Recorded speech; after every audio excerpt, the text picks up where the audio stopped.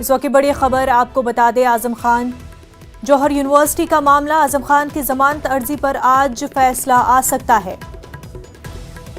Any मिलैंड को जौहर university में शामिल करने का इल्जाम है। जमानत के लिए आजम खान ने अर्जी दाखिल की है। 30 जुलाई को इस मामले में बहस हो चुकी है। 2019 में रामपुर अजीम नगर थाने में ये मुकदमा दर्ज हुआ था। MP MLA कोर्ट में मुकदमा चल रहा है। जहां एक तरफ आजम खान की तबीयत खराब है, वहीं जौहर यूनिवर्सिटी मामले को लेकर के जमानत के हवाले से फैसला आज आ सकता है। आपको बता दें, एनी मिलैंड को जौहर यूनिवर्सिटी में शामिल करने का उन पर इल्जाम है। जमानत के लिए आजम खान ने अर्जी दाखिल की थी। 30 जुलाई को ही इस मामले पर बहस जो है मुकम्मल हो चुकी है। 2019 में रामपुर अजीम नगर थाने में इस हवाले से मुकदमा दर्ज हुआ था। MP MLA कोर्ट में ये मुकदमा चल रहा है। हमारे नुमाइंदे तारिक कमर हमारे साथ जुड़ चुके हैं। आज जमानत मामले पर जो है फैसला आ सकता है तारिक कमर। हाँ, देखिए, बहुत अहम मामला है। ये भी दीगर मुकदमात की तरह ये भी बहुत अहम और हसास मामला है। और जैसा कि देखिए, आपने हमारे नाज़रीन को बताया है पहले भी कि अब जौहर यूनिवर्सिटी के ताल्लुक से जो कुछ भी हुकूमत ने इक़दाम की की उसको लेकर समाज में, मुआशरे में एक तशवीश का माहौल जरूर बना हुआ है। और अब जब से ये बात सामने आई है कि जौहर यूनिवर्सिटी का अपग्रेड भी मुनज़्ज़म कर दिया जाएगा, तो उसको से लेकर अब तक आखिर लोग तशवीश में मुब्तला है कि आखिर तालीमी जो निज़ाम है उसको किस अंदाज से सबोताज करने की कोशिश की जा रही है। लेकिन देखिए, मामला अदालत का है और ये मामला जो है ये एनिमी प्रॉपर्टी वाला मामला है।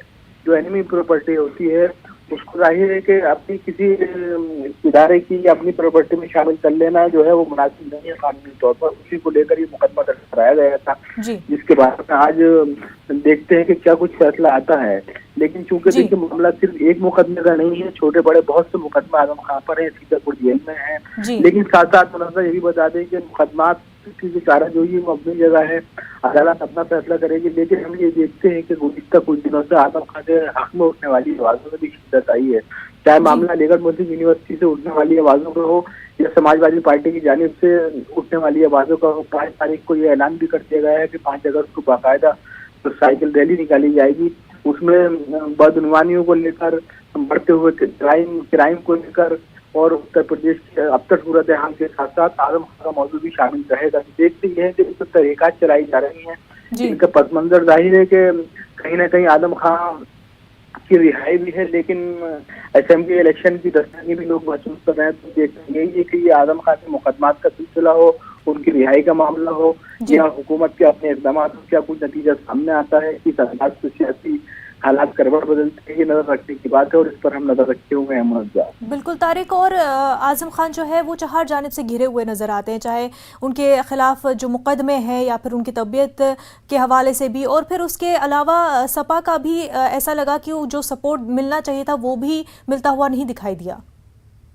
सवाल है आपका ये मुनज़्ज़र, ये अहम इस हवाले से है कि देखिए, जिस अंदाज की मसलहत इख्तियार की रही समाजवादी पार्टी, खामोशी इख्तियार किए रहे समाजवादी पार्टी का अरकान सरपरस्त, वाकई उसने लोगों को ये सोचने पर मजबूर किया है, बिलखुसूस समाजवादी पार्टी के लीडरों को ये सोचने पर मजबूर किया है कि जब समाजवादी पार्टी का अहम सुतून तस्वुर किए जाने वाले आजम खान के साथ पार्टी के जिम्मेदारान का ये रवैया, ये सुकून है, तो उनका क्या किसी भी वक्त उनका क्या हो सकता है। तो देखिए, आजम खान चारों तरफ से घिरे हुए हैं, जाहिर है हालात उनके फेवर में नहीं है। अब देखना यही है कि आइंदा हालात किस हद तक उनके मुआफिक या उनके खिलाफ जाते हैं। बिल्कुल तारिक कमर, बेहद शुक्रिया।